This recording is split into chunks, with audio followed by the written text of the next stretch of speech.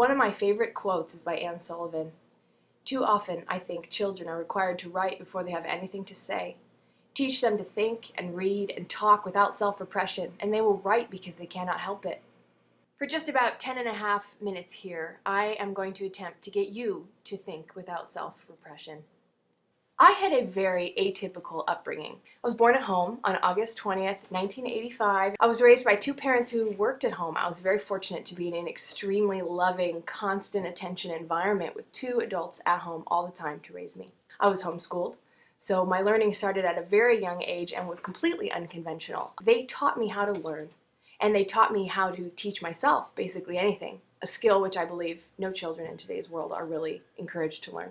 I wasn't allowed to watch television. Me and my sisters were only allowed to watch educational programming on PBS. We did watch Sesame Street and Mr. Rogers, but that was about the extent of it, sometimes reading Rainbow.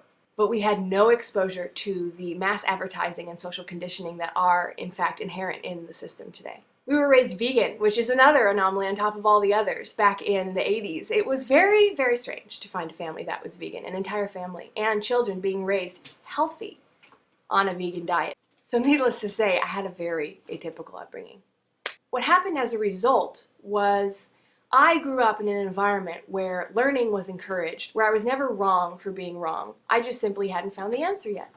Where eating was an essential part of health and well-being. Where having your mind open and your time free to explore and think and create was in fact the essence of living and the reason for existing, not just something you got to do when you weren't at work or school. When I was 9 years old, my parents got a divorce. My dad moved pretty far away, and my mom started working full-time outside the home. I also consequently started public school. In a very short period of only a couple of years' time, I had successfully integrated into modern society. I went to public school. I stopped caring about learning when I wasn't there because I was so exhausted when I got home. I stopped eating healthy all the time because of my mother's need to work all the time outside the home. We ate a lot of convenience food and a lot of lesser and lesser healthy foods. My health suffered as a result. In fact, I became more and more obese all throughout my public schooling until I left the public school system and began to learn how to eat on my own, which was many years later. I also began becoming an addict to television. When you have not been exposed to the brainwashing that goes on in the television for your whole life, and then you watch TV, it's like this. Bye, bye, bye, bye, bye. It's a huge mind shift. And the violence, I used to throw up watching people getting killed in movies and on video games. Throw up. I was physically ill because I had not been exposed to that disgusting, horrible, horrible human destruction as entertainment. I'm still not desensitized to it like most people in this culture are. But I can watch it now, and it doesn't make me throw up. Going through this shift, realizing I was being susceptible to the media, being susceptible to this rampant materialistic culture, being susceptible to feeling like I'm inferior because of the beauty industry, because of the diet industry, because of the media feeding the image industry, I, over the course of 10 to 15 years, became depressed, obese, in debt, miserable. I had health problems, and I had mental problems. When you really look at what this culture creates, we see it creates mindlessness, consumption solely for the sake of consumption, in fact, consumption to soothe other physical or mental problems that we have. You see terrible treatment of the planet, and we just all start participating in this system. When I moved into this system, I didn't know what I was getting into. It was just my parents got divorced, and here I was in public school. Here I was with less parent attention and less of an environment constructed around happy learning. And I immediately fell prey to the system. And it was only when I had dug myself into $12,000 of debt, which might not seem like a lot, but when you make $20,000 a year, $12,000 of debt is a lot. And I was 230 pounds, and I had high blood pressure and constant depression. I felt like I was going nowhere when I realized that I was, in fact, making the choices that made this reality. And the truth was that I was making choices based on my social conditioning, which were leading to my own destruction and misery. It was at that moment when the game completely changed. For me, the Zeitgeist movement is about human potential. It's about taking what we know and actually applying it as opposed to ignoring it for the sake of the profit system, because whatever we know is truth. We can only pursue if it has a profit behind it. And unfortunately, most of the healing, beautiful things in this planet that we could do don't have a profit behind them. In fact, the truth is this entire system of cyclical consumption that we have in this country is the cause of all of our problems, and it's also the cause of our lack of progression toward greater developments, toward global discoveries, toward incredible human consciousness shift. We are a victim of a tiny box. So I ask you to look at this example before you start thinking that I'm crazy. If you take a cat and you put her, say my cat, in an apartment, and let's say she wasn't homeless first, so the only thing she knows from birth to death is this apartment. And I tell her these are the rules, and I yell at her for certain things, and I reward her for certain things, and I encourage her to be a cat. She's going to grow up in an environment where she knows what not to do, where she knows what to do, where she knows exactly how to manipulate the system. Humans are no different. And everything I'm talking about here is not an ism. We are in a box. Socialism, communism, capitalism. It's all in a box. It's all in that apartment, and we are the cat. And we keep trying to find a different system to fix it, to fix the global poverty, to fix the constant obsolescence of our technology, the constant waste, the pollution to this earth. But none of that can be fixed because we're in the same box, where profit is God and where the money system is the only way to be.